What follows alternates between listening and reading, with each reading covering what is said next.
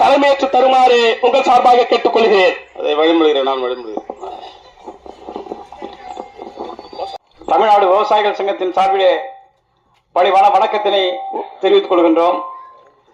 இந்த மின் பொறியாளரை மேலும் இங்கு வந்திருக்கும் அனைத்து கட்சி உறுப்பினர்களே, தாய்மார்களே, காவல்துறை அதிகாரிகளே, மேலும் மாநில இந்த மின் உதவி பொறியாளரை நாங்கள் பணிமாறுதல் செய்ய வேண்டும் என்று கேட்பது எந்த உள்நோக்கத்திலும் அல்ல.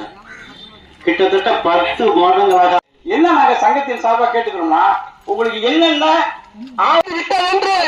முடிந்து விட்டது என்று மற்ற அதிகாரிகளை